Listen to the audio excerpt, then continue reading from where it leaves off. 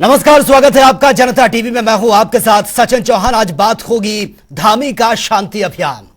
करीब 300 करोड़ की सरकारी संपत्ति, 1400 विशेष समुदाय के लोगों का उस पर कब्जा था। जिस काम को करने का साहस पिछली कोई भी सरकार नहीं जुटा पाई, उस काम को धामी सरकार ने पूरा करके दिखा दिया है और इस पर काम भी हो रहा है। नैनीताल में हाईकोर्ट के पास करीब 300 करोड़ की शत्रु संपत्ति को आज खाली यह करवा दिया गया। खास बात यह है कि गृह मंत्रालय की भूमि से यह अतिक्रमण हटाने की जो प्रक्रिया है, मॉनिटरिंग खुद मुख्यमंत्री पुष्कर सिंह धामी कर रहे हैं। नैनीताल में होटल, मेट्रोपॉल और साथ ही उससे जुड़ी करोड़ों रुपए की जो शत्रु संपत्ति है, जिसका मालिक केंद्रीय गृह मंत्रालय है और इस पर 134 परिवारों ने कब्जा किया हुआ था, जिसको अब खाली कराने का काम यह शुरू हो चुका है।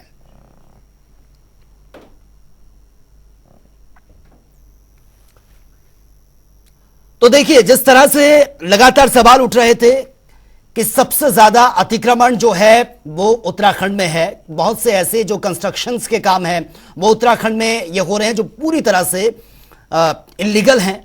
लेकिन अब जिस तरह से धामी सरकार इस पर शिकंजा कसती हुई नजर आ रही है, ये तस्वीरें आपके सामने हैं। लगभग 300 करोड़ की ये संपत्ति, जिस पर 1400 विशेष समुदाय के लोगों का कब्जा था। हालांकि अब तक इस पर सिर्फ और सिर्फ राजनीति होती थी, एक दूसरे पर आरोप लगाए जाते थे। ये कहा जाता था कि देखिए, आपके सरकार के टाइम पर ये सब कुछ लोगों ने यहां पर कब्जा करना शुरू किया। फिर जब किसी और की सरकार बनती थी तो दूसरी पार्टी की तरफ से आरोप लगाए जाते थे, लेकिन किसी ने भी सकारात्मक कदम अब तक नहीं उठाया। अब इस पर यह कदम जो उठाया गया धामी सरकार की तरफ से, हालांकि इसको लेकर सवाल भी कहीं खड़े हो रहे हैं कि जिन लोगों को हटाया जा रहा है, क्या उनको विस्थापित करने के लिए कोई प्लान सरकार ने तैयार किया है? और इसके बाद आपको बता दें कि कांग्रेस लगातार यह कहती रही है एक मानवीय पक्ष को रखने की बात, कि इस पर भी जो मानवीय पक्ष है इस पर भी ध्यान देना बेहद जरूरी है। वो तस्वीरें भी हमने देखी हैं जब अवैध रूप से रह रहे लोग, जिन्होंने अवैध तरीके से यह कब्जा किया हुआ था, उनको लेकर हरीश रावत ने बकायदा मौन उपवास भी रखा कि थोड़ा सा मानवीय संवेदनाओं का ध्यान रखना चाहिए, मानवीय पक्ष पर विचार होना चाहिए। लेकिन अब जिस तरह से धामी सरकार ने यह बड़ा एक्शन, बड़ी कार्रवाई की है, हालांकि इसके बाद ऐसा कोई शोरगुल वहां पर नजर नहीं आया। हालांकि घबराहट जरूर थी, हड़कंप जरूर मचा, लेकिन जो लोग थे उन्होंने अपने घर को खुद ही उसकी टीनें उखाड़ना शुरू कर दिया, घर का जो सामान था उसको हटाना शुरू कर दिया। यह समझ में आ गया कि भैया अब जो अब तक चला आ रहा था, अब आगे ऐसे नहीं चलेगा, क्योंकि उत्तराखंड की जो सूरत है उसको बदसूरत करने का काम ऐसे ही अवैध कंस्ट्रक्शंस ने किया है, जहां पर लोग लंबे समय से रह रहे हैं, कब्जाधारी, कोई अता पता नहीं। हालांकि बार बार उनकी तरफ से यह कहा जा रहा है कि हमारे पास तो डॉक्यूमेंट्स थे, हमारे पास बिजली का जो कनेक्शन हमने लिया हुआ था, पानी का कनेक्शन था, बिल लंबे समय से हम दे रहे थे। लेकिन अगर जमीनी हकीकत देखा जाए तो यह जमीन इनकी थी ही नहीं। हालांकि वक्त वक्त पे जिनकी भी सरकारें बनी, उन्होंने अपने वोट बैंक के लिए इन लोगों का इस्तेमाल जरूर किया, लेकिन अब तक कोई ठोस ऐसी कार्रवाई नहीं की गई जो आज देखने को मिल रही है। तो तस्वीरें आपके सामने हैं, देखिए किस तरह से यह कंस्ट्रक्शन जो अवैध तरीके से यहां पर खड़ा किया गया था, फिर चाहे कितने भी लंबे समय से था, आज उसको ढा दिया गया है और भारी मात्रा में फोर्स वहां पर तैनात रही। 134 परिवारों ने कब्जा किया हुआ था, जिनके ये मकान ये ढाए गए हैं। नैनीताल में होटल, मेट्रोपॉल और उससे जुड़ी करोड़ों रुपए की जो शत्रु संपत्ति है, जिसका मालिकाना केंद्रीय मंत्रालय है, जिसका मालिक, और उसकी जमीन पर किसी और लोगों का कब्जा, आप अंदाजा लगा सकते हैं। हालांकि अब यह एक बड़ा वार धामी सरकार ने किया है, बहुत ही शांत तरीके से, या फिर मैं ये कहूं कि शांति से अशांत पर यह बड़ा अटैक धामी सरकार ने किया है। और धीरे धीरे जिस तरह से उत्तराखंड की बहुत सी ऐसी प्रॉपर्टी है जहां पर लोगों ने पूरी की पूरी कॉलोनी बसा दी है, अब तक कोई उसका आता पता नहीं है। लोग आते हैं, कब्जा हो जाता है, धीरे धीरे 1 मकान, 2 मकान, 3 मकान और धीरे धीरे पूरी बस्ती बनना शुरू हो जाती है। बहुत सी ऐसी जमीनें हैं जहां पर इंस्टीट्यूट्स खड़े हो गए हैं, नदी नालों के आसपास लोगों ने जमीनों पर कब्जा कर लिया। नुकसान होता है, बरसात के वक्त जब बाढ़ आती है तो फिर मुआवजे को लेकर सवाल उठते हैं कि इनको मुआवजा दिया जाए किस बेसिस पर, जिसका कोई बेस ही नहीं है उसको कैसे मुआवजा दिया जाए। सवाल यह भी है कि जब यहां पर ये धीरे धीरे मकान बन रहे थे, उस वक्त किसी ने आवाज क्यों नहीं उठाई, तब ये ऑब्जेक्शन क्यों नहीं उठाया कि ये संपत्ति सरकारी संपत्ति है, इस पर कैसे कब्जा हो सकता है, ये संपत्ति तो केंद्रीय गृह मंत्रालय की है, कैसे इस पर पूरी की पूरी जो बस्ती है वो खड़ी हो जाती है। अब लोगों के लिए मुसीबत यह है कि उत्तराखंड में तो हालात वैसे ही अभी बहुत ज्यादा इतने बेहतर नहीं हैं, क्योंकि बरसात के चलते लोगों के घर वैसे ही पानी में डूब चुके हैं, नदी नाले उफान पर हैं, नदी नालों के आसपास जो बस्तियां थी उनको खतरा बना हुआ है। लेकिन ऐसे में एक तरफ ऊपर से आसमानी आफत, दूसरी तरफ अब रहने के लिए मकान भी नहीं है। सवाल यह भी उठ रहा है कि जिन लोगों के घर ये खाली करवाए गए हैं, क्या उनके लिए कोई ऐसा प्लान तैयार किया गया है कि उनको कहां पर स्थापित किया जाएगा?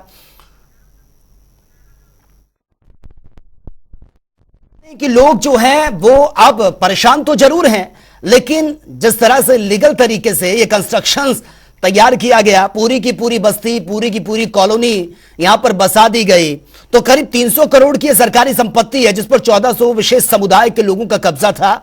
और जिस काम को करने के लिए पिछली सरकारें अब तक सिर्फ और सिर्फ राजनीति करती रही, कोई ऐसा कदम सकारात्मक या फिर मैं कहूं कि ठोस कदम नहीं उठा पाई। शायद एक डर था, वोट बैंक का डर था कि अगर इन लोगों के खिलाफ हम आवाज उठाएंगे तो हो सकता है हमारे वोट बैंक को नुकसान ना हो जाए। तो नैनीताल में हाईकोर्ट के पास करीब 300 करोड़ की शत्रु संपत्ति, जिसको आज खाली करवा दिया गया। और खास बात यह भी है कि गृह मंत्रालय की भूमि से यह अतिक्रमण हटाने की प्रक्रिया और इसकी मॉनिटरिंग खुद मुख्यमंत्री पुष्कर सिंह धामी कर रहे हैं। वो पल पल की अपडेट ले रहे हैं। हालांकि लोगों की तरफ से ऐसा कोई विरोध भी देखने को नहीं मिला, क्योंकि पहले से उनको कह दिया गया था कि भैया अपने मकानों को आप खाली कर दीजिए, क्योंकि कभी भी यहां पर एक्शन लिया जा सकता है। तो लोगों ने इसको समझा भी है। उन्होंने जैसे जैसे मौसम साफ हुआ, बारिश रुकी, वैसे वैसे अपने मकानों को तोड़ना खुद शुरू कर दिया। उसके छप्पर जो टीने थी उसको उखाड़ना शुरू कर दिया, घर के अंदर जो कीमती सामान था उसको हटाना शुरू कर दिया। हालांकि यहां पर टीम जरूर पहुंची है। ये देखिए आप, बुलडोजर यहां पर जब पहुंचे तो लोगों में एक डर का माहौल देखने को मिला, लोगों को अफरा तफरी उनमें मच गई, लेकिन किसी ने ऐसा कोई विरोध नहीं किया। हालांकि इससे पहले वो विरोध की तस्वीर हमने देखी है, जब लोग डॉक्यूमेंट्स लेकर खड़े हो गए थे कि हमारे पास तो लीगल तरीके से सब कुछ, सारे जो कागजात हैं वो पूरे हैं।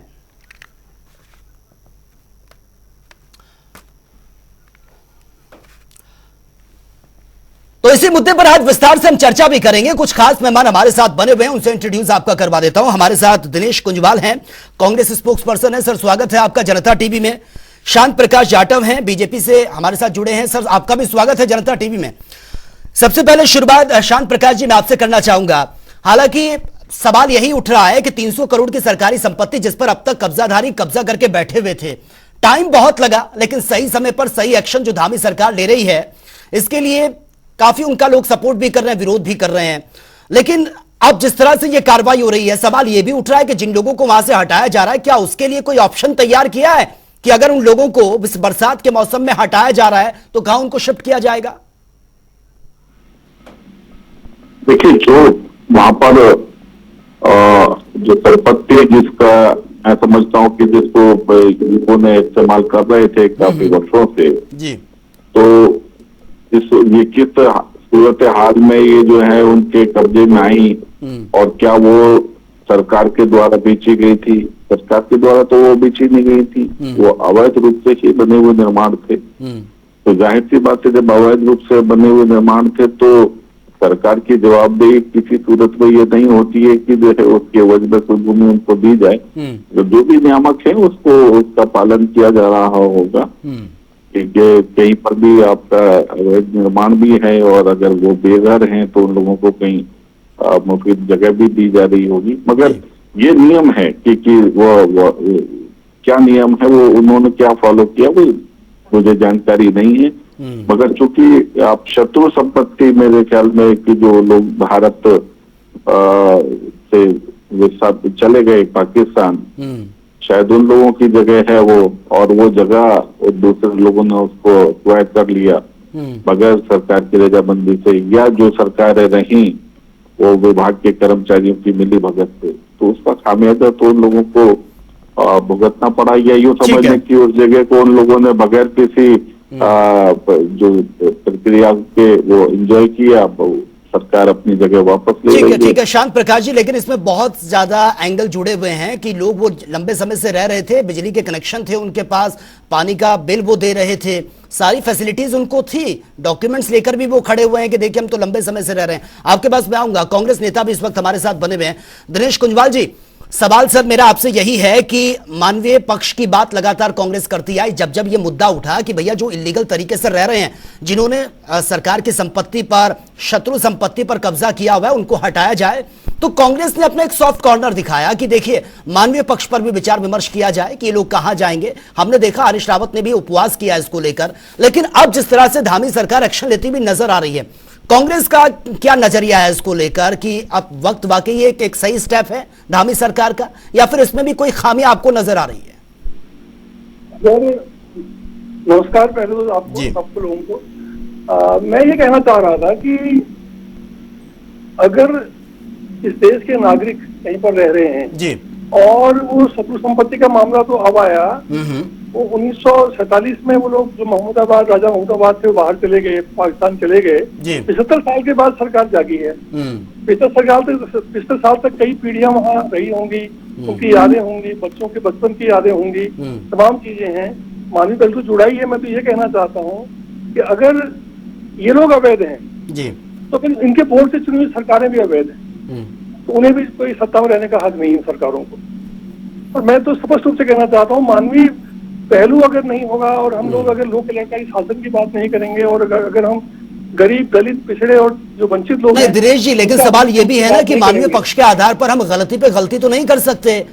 अगर हम बार बार दया, रहम ये दिखाते रहेंगे तो फिर उत्तराखंड का तो अस्तित्व ही खत्म हो जाएगा। देखिए, ऐसा है कि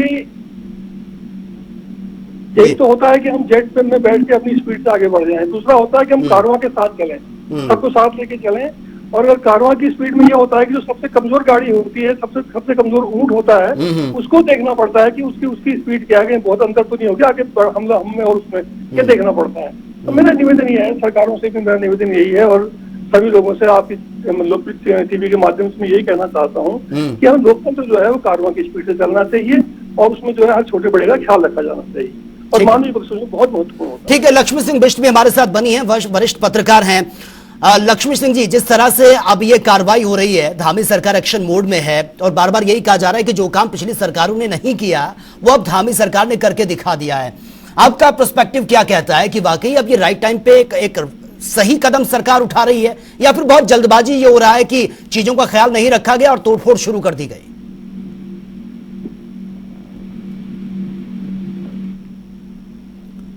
लक्ष्मी जी, आपकी आवाज नहीं आ रही है, शायद आपने अगर म्यूट किया होगा तो अनम्यूट आप कर दीजिए प्लीज। मैं ये कहना चाह रही हूँ कि बहुत सही टाइम है और बहुत सही एक्शन है जो धामी जी ने लिया है, क्योंकि देखिए आप इस टाइम पे अगर हम ये कहें कि जिस हिसाब से अतिक्रमण हो रहा है, जिस हिसाब से आबादी नदी नालों के बीच में और शहरों के बीचों बीच इस तरीके से अवैध तरीके से घुस रही है, उसका अंजाम तो आप और हम सब देख रहे हैं। नदियां उफान पे हैं, नदी नाले उफान पे हैं, और उसकी वजह से जान माल का जो अलग से खतरा है और नुकसान हो रहा है वो तो हो ही रहा है, लेकिन इसको देखा देखी एक आदमी बसा, दूसरा बसा, तीसरा बसा, तो ऐसे करके सारी आबादी अगर यहाँ बसेगी तो हमारी प्रकृति को भी नुकसान होना जायज है। हमारी नदियां बंद हो रही है, वो कहाँ से चलेगी? तो ये जो आज हमारे उत्तराखंड में जिस तरीके से स्थिति हो रही है, तो ये आपदाओं का जो एक पूरा उत्तराखंड में जो चल रहा है, तो ये कहीं ना कहीं हम लोग खुद प्रकृति के साथ छेड़छाड़ करके इस चीज को रोक रहे हैं, और जो विनाशकारक होगा ही होगा आगे, इसलिए अतिक्रमण हटाना बहुत जरूरी है। जी ठीक है, बीजेपी नेता भी हमारे साथ बने हुए हैं। शांत प्रकाश जी, फिलहाल जिस तरह से धामी सरकार अब कार्रवाई कर रही है, हालांकि सवाल बार बार यही खड़े हो रहे हैं कि पिछली सरकारों ने इस पर ध्यान नहीं दिया, और ये किसी से छिपा नहीं है कि इस पर वोट बैंक की राजनीति हुई है। हालांकि बीजेपी की सरकार भी रही, कांग्रेस की सरकार रही, ये एक क्रम चलता आया। हालांकि इस बार ये मिथ नहीं चल पाया, 2 बार बीजेपी की सरकार ये रूटीन बाय रूटीन आई है। लेकिन क्या आपको लगता है कि वाकई ये एक वोट बैंक का ही नतीजा था कि आज स्थिति ये हो चुकी है कि 1400 विशेष समुदाय के लोगों के घरों को तोड़ना पड़ रहा है? देखिए, ये जो अवैध निर्माण जो होते हैं, ऊपर बस्तियां जो बता दी जाती हैं, उसके पीछे लॉजिक तो वोट बैंक का ही है।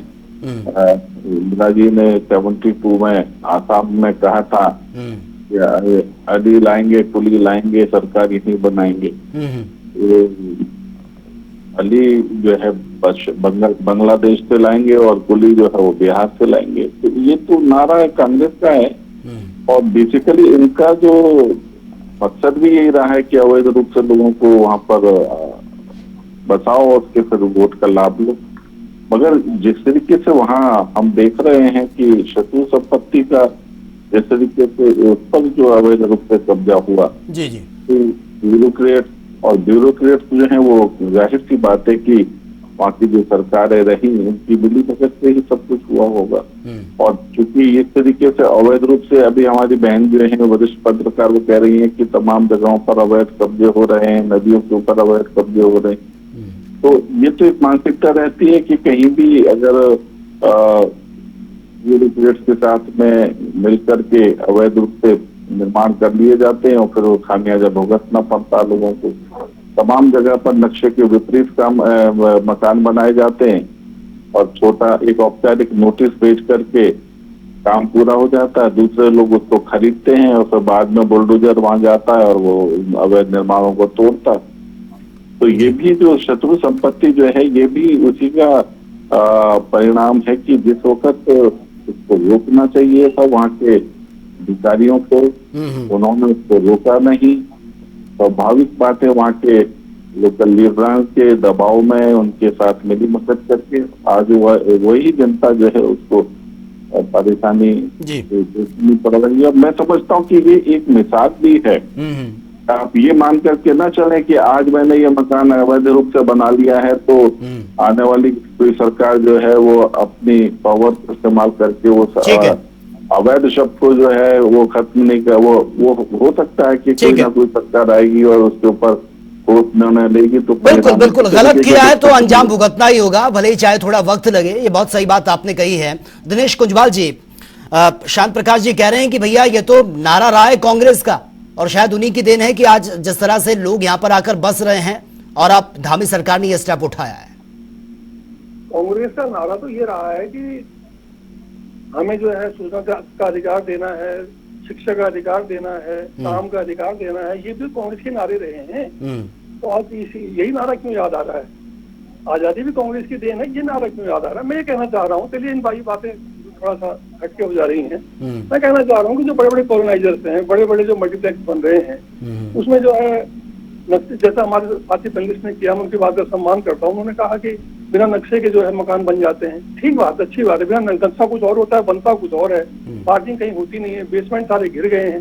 तो अब इस तरह से फिर उसके बाद क्या होता है कि जो बड़े लोग हैं वन टाइम उनका कुछ इस तरह का सेटलमेंट कर देते हैं, कुछ पैसा लेकर के उनसे पेनल्टी डाल करके उनको बरी कर दिया जाता है। और जो गरीब आदमी है वो पेनल्टी वाला क्लॉज उसके लिए तो है नहीं। पेनल्टी वाला क्लॉज तो बड़े बड़े कॉलोनाइजर्स के लिए हैं, बड़े बड़े मल्टीप्लेक्स बनाने वालों के लिए हैं। तो नहीं दिनेश कुंजवाल जी, आप जो धामी सरकार कार्रवाई कर रही है, क्या उसमें भी आपको यही नजर आता है कि छोटी मछलियों को सिर्फ और सिर्फ छोटी मछलियों पर कार्रवाई होती है, बड़े बड़े मगरमच्छों पे कोई हाथ नहीं डालता? बिल्कुल, मगरमच्छ तो बिल्कुल बच जा रहे हैं साहब। मगरमच्छ घड़ियाली आंसू बहाने के लिए काम आ रहे हैं और कुछ काम नहीं आ रहे, बस हो गया। ठीक है, शांत प्रकाश जी रिस्पॉन्ड कीजिए सर।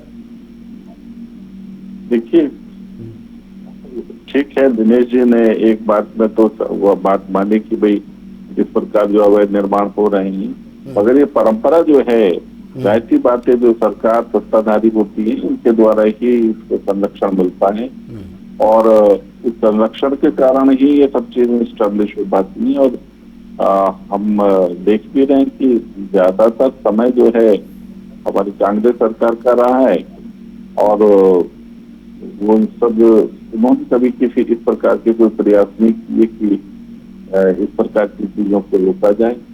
भारतीय जनता पार्टी ने निष्पक्षता के साथ में न केवल वहाँ उत्तर प्रदेश में भी मैं देख रहा हूँ, मध्य प्रदेश में भी देख रहा हूँ, बुलडोजर जो है वो अवैध निर्माण पर लगातार चल रहा है। आप आज भी मुझे बता दें जहाँ पर कांग्रेस की सरकार है वहाँ पर अवैध निर्माण पर कहीं बुलडोजर नहीं चल रहा है। तो अवैध निर्माण पर जब तक बुलडोजर नहीं चलेगा अवैध निर्माण होते रहेंगे और इस प्रकार की कार्रवाई हमें देखने को मिलती रहेगी। दिनेश कुंजवाल जी रिस्पॉन्ड कीजिए, फिर लक्ष्मी बिष्ट के पास मुझे जाना है। देखिए, अच्छा है, अब जो चीजें अवैध हैं उनको व्यवस्थित होना ही चाहिए, मैं तो नहीं कह रहा हूँ, लेकिन थोड़ा सा मानवीय पक्ष का ख्याल, थोड़ा गरीब आदमी का ख्याल, इतना विपरीत मौसम, बरसात का मौसम, मानसून का मौसम, ऐसे में आपने किसी की छत खींच ली, कहाँ तो लोक कल्याणकारी सरकारों का कहना ही होता है रोटी पानी और मकान सबको चाहिए एक समान, रोटी रोजी और मकान सबको चाहिए एक समान, और आप छत खींच ले रहे हैं। बताइए, एक समान तो छोड़ दीजिए आप, कोई अंटालिका में रह रहा है, कोई अट्टालिका में रह रहा है आज ही के दौर में, और एक बेचारा कोई 10x10 का कोई अगर इनसेट डाल रखा है तो क्या उसे भी इस बरसात के मौसम में जो है घर से बेदखल कर दिया जाएगा? थोड़ा सा तो मानवीय आधार पर जो है कोई निर्णय लिए जाने चाहिए। सरकार जनता के कल्याण के लिए, गरीब आदमी के भले के लिए होती है। माँ भी अपने सबसे गरीब कमजोर बच्चे को ज्यादा ख्याल रखती है, और वो थोड़ी कि जो सबसे मजबूत बच्चा है उसका ख्याल रख रही है। मजबूत बच्चा तो खुद ही अपना ख्याल रख लेगा। तो अभी सारी बातें हैं, देखिए मानवीय पक्ष पहुंचो। ठीक है लक्ष्मण बिष्ट जी, किस तरह से आप देख रहे हैं? कुंजवाल जी कह रहे हैं कि भैया मानवीय पक्ष का भी ख्याल रखना चाहिए, उनके बारे में थोड़ा सोचना चाहिए। बाहर के लोग आकर हमारी संपत्ति पर कब्जा कर लें और हम ये सोचें कि चलिए गरीब हैं, बेसहारा हैं, इनको दे देते हैं, ऐसा चल पाएगा क्या? सचिन, मैं ये बताना चाह रही हूँ, आप छोटी सी बात देखिए ना, हमारे अगर मैं देहरादून में देख रही हूँ तो पहले 1 या 2 मुश्किल से लोग ये चौराहों पे भीख मांगते थे, लेकिन हम लोगों ने क्या करा, उनको देना शुरू करा। किसी ने खाने को, किसी ने कपड़े, किसी ने रहने के लिए। आज उनकी तादाद इतनी ज्यादा उत्तराखंड में है कि आप हर गली चौराहे में उनको देख सकते हैं, और बहुत अच्छी खासी उनकी भीड़ तादाद जो है देख सकते हैं। उसी टाइप से ये देखिए, आप पहाड़ों को देखिए, बड़े बड़े रिजॉर्ट बन रहे हैं। अगर भू कानून नहीं यहाँ पे आया है तो आप देखिए ना, उसमें बीजेपी हो, कांग्रेस हो, मैं नहीं जानती हूँ कि किसका है, लेकिन कोई भी कम नहीं है।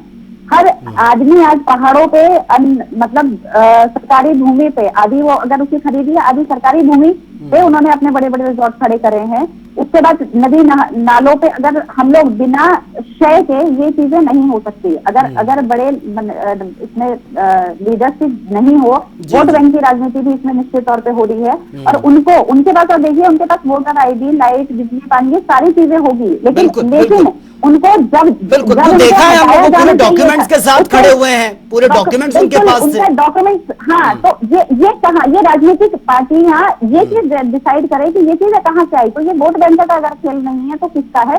और उस वजह से ही अब धीरे धीरे उनके रिश्तेदार आ रहे हैं। पूरा उत्तराखंड जो अगर आप देखेंगे तो अब उत्तराखंड ही बचे कहाँ है? उत्तराखंड हमारे बच्चे बाहर जाके, विदेशों में जाके या बाहर सिटी में जाके नौकरी करने को मजबूर है। बिल्कुल। दिनेश कुंजवाल जी, आपने अभी कहा कि थोड़ा सा मानवीय पक्ष का हमें ख्याल रखना चाहिए, वो कहाँ जाएंगे, बहुत सारी चीजों का जिक्र आपने किया। फिर आप बार बार ये कहते हैं कि उत्तराखंड में युवाओं को रोजगार नहीं मिल रहा है। अब बाहर के लोग आकर उत्तराखंड में रहेंगे, उनके वोटर आईडी कार्ड बन जाएंगे, वो अवैध तरीके से रहेंगे, तो फिर मुझे नहीं लगता कि शायद आप ऑब्जेक्शन ये उठाएं कि युवाओं को रोजगार नहीं मिल रहा है। नहीं, रोजगार अलग मुद्दा है। और नहीं सर, जब जनसंख्या बहुत ज्यादा बढ़ेगी और इलीगल तरीके से रहने वाले लोगों को भी आप लीगली तरीके से उनको संरक्षण देंगे, तो फिर कहाँ उत्तराखंड के जो शुरू से रह रहे हैं, जिनकी पुश्तें यहीं पली हैं, यहीं पर ही पैदा हुए हैं, वो कहाँ जाएंगे सर? फिर तो हमें इतिहास में बहुत पीछे जाना पड़ेगा। जब देश का जब बंटवारा हुआ, जो लोग पाकिस्तान से आए पूरे तराई में बस गए, तो उनको तो भगाना पड़ेगा। फिर उसके बाद यही होगा फिर अंत में। तो इसकी कोई सीमा भी तो हो कि हम जो है इतिहास में इतना पीछे क्यों जाना चाह रहे हैं। हम आज की परिस्थितियों में, आज जो लोग अपना कहीं पर रह के रोजी रोटी ले रहे हैं, अब हम 2 करोड़ रोजगार साल में तो दे नहीं पाए लोगों को हम। तो जो अपना स्वतंत्र व्यवसाय छोटा मोटा कर रहे हैं, अपने बच्चे पाल रहे हैं, सम्मानजनक तरीके से रह रहे हैं, आप उन्हें अगर बेघर कर दीजिएगा तो उनके पास तो चोरी चकारी के अलावा रास्ता क्या रह जाएगा? और समस्याएं बनेंगी समाज में। कई चीजें देखने की, सोचने की होती हैं। कोई आदमी जैसे जैसे रोजी रोटी कमा रहा है तो कहीं पर रह रहा है, तो अब ऐसे मौसम में, बरसात के मौसम में उसे हटाया जाना मानवीय दृष्टिकोण से कहीं भी सही नहीं है, और सरकार को उसका ख्याल रखना। दिनेश कुंजवाल जी, मैं एक और चीज समझना चाह रहा हूं, आप समय को लेकर ये बात कर रहे हैं कि बरसात है अभी नहीं हटाना चाहिए, या फिर आप ये कह रहे हैं कि वो गरीब हैं, जैसे करके अपना चूल्हा चौका कर रहे हैं, उनको करते रहने दीजिए? मैं दोनों बातें कह रहा हूँ। तो विपरीत मौसम था। दूसरा, सरकारों का दायित्व ये भी है कि अगर किसी को हटाया जाता है किसी संपत्ति से, और अवैध रह रहे हैं तो उनका, अगर 20-30 साल से 40 साल से रह रहे हैं तो उनकी वैकल्पिक व्यवस्था कहीं ना कहीं होनी चाहिए। ऑप्शन की आप बात कर रहे हैं, ठीक है, ऑप्शन की आप बात कर रहे हैं, ठीक है। शांत प्रकाश जी, सवाल यही बार बार उठ रहा है कि चलिए ठीक है, ये तो अच्छा कदम है कि आप जो ये कदम उठा रही है धामी सरकार, लेकिन ऑप्शन क्या है? कहां इन लोगों को विस्थापित किया जाएगा? देखिए, दिल्ली में जिस तरीके से जो ये जो क्लस्टर बन जाते हैं, उसके लिए एक अवधि तय होती थी कि इतनी अवधि का अगर समय वो पार हो गया है तो उसके बाद में उनको कुछ रिसेटलमेंट के लिए कॉलोनी में प्लॉट मिल जाया करते थे। तो मुझे ये मालूम नहीं है कि इस जगह पर क्या नियम का पालन किया गया है। अगर वो लोग बहुत ज्यादा पुराने हैं तो रिसेटल करने के लिए कहीं ना कहीं उनको जगह जरूर मिली ठीक है, होगी। ठीक है। अच्छा, शांत प्रकाश जी, एक और अच्छा, सवाल इसमें से मैं अवैध- पूछना चाह रहा हूं आपसे, समय का अभाव है। जिस तरह से दिनेश कुंजवाल बार बार ये बोल रहे हैं कि मानवीय पक्ष का भी ख्याल रखना चाहिए, क्या आपको लगता है, क्या हम किसी पे दया धर्म दिखाकर ये मान सकते हैं कि आप रहिए, लंबे समय तक रहिए? नहीं, अवैध जगह पर रहने का तो किसी भी सूरत में कोई भी विभाग जो है वो परमिशन नहीं देगा। मानवीय पक्ष है तो उसके लिए तमाम दुनिया भर की जगहों पर जो है ना आश्रम खुले हुए हैं, वहां पर जाकर के रहें। मगर नहीं, ये वो कह रहे हैं कि वो तो जाकर भैया के- अपनी अपनी रोजी रोटी चला रहे हैं, क्या दिक्कत है, सरकार को रहने दीजिए, वो तो अपना छोटा मोटा धंधा कर ही रहे हैं। अवैध रूप से रहने के लिए तो किसी सूरत में नहीं अलाउ किया जाएगा। आप Right. जो है तमाम जगहों पर आश्रम है और भी व्यवस्थाएं रहती है, वहां जाकर के तमाम लोगों ने खोले हुए हैं, वहां जाकर के रह सकते हैं। मगर मानवीय पक्ष के आधार पर अवैध रूप से जमीन पर कब्जा करके नहीं रह सकते। और दूसरा एक बात और कही जा रही थी अभी कि बाहर के लोग वहां आ रहे हैं आधार कार्ड बनवा करके और इस तरीके से। तो देखिए, ये देश जो है सभी का है बिल्कुल। और कहीं भी कोई भी जाकर के व्यापार कर सकता है। जहां भी उसको दिखाई देगा कि मेरा सामान यहाँ बिक रहा है तो वो वहां जाकर के बेच सकता है। वो किसी भी जाति का हो, धर्म का हो, किसी भी रूप से वो जाकर के भारतीय होना चाहिए। वो वहां जाकर के बेच सकता है और वहां जाकर के किराए पर मकान लेकर के और पैसा देने पर जमीन खरीद करके भी रह सकता है। तो ये लोग कहीं नहीं है। हाँ ठीक है, यदि कहीं पे किसी स्टेट में बाहर के लोगों को जमीन खरीदने पर रोक है तो उसका भी पालन करने की आवश्यकता है। मगर ये कह करके उनको किसी को नहीं रोका जा सकता। ये लोग बाहर के हैं, क्योंकि उत्तराखंड के लोग भी तो बाहर आकर के रह रहे हैं ना। जी जी। अभी जो उत्तराखंड के लोग वहां से परेशान हो रहे हैं कि भाई हम लोग यहाँ, तो वो दिल्ली भी आके रह रहे हैं, उत्तर प्रदेश में भी रह रहे हैं। तो ये देश हम सबका है, तो सबका स्वागत सब जगह है। ये देख करके नहीं कि विरोध करना है कि अमुक धर्म का, इस वजह से उसको रहने का अख्तियार नहीं। ठीक है, चलिए, बहुत बहुत शुक्रिया सभी मेहमानों का इस डिबेट का हिस्सा बनने के लिए। तो करीब 300 करोड़ की सरकारी संपत्ति जिस पर 1400 विशेष समुदाय के लोगों ने कब्जा किया था, लेकिन धामी सरकार ने जिस तरह से एक्शन लिया है, इसके बाद से सवाल भी उठ रहे हैं कि आखिर लंबे समय तक अब तक क्यों इस पर चुप्पी साधे रहे। हालांकि एक तरफ इसका समर्थन भी किया जा रहा है तो कई लोग इसका विरोध भी कर रहे हैं कि भैया इन लोगों के तो वोटर ID कार्ड बने हैं, ये बिल दे रहे हैं, बिजली के कनेक्शन हैं, अब तक संज्ञान क्यों नहीं लिया गया। हालांकि कार्रवाई जारी और बहुत शांतिपूर्वक तरीके से बुलडोजर भी अपना काम कर रहा है, भारी फोर्स भी तैनात है और लोगों ने भी उसको भी अपने साथ वो ले गए हैं। तो फिलहाल मेरे साथ इतना ही, लेकिन तमाम खबरों के लिए आप बने रहिए जनता टीवी के साथ। नमस्कार।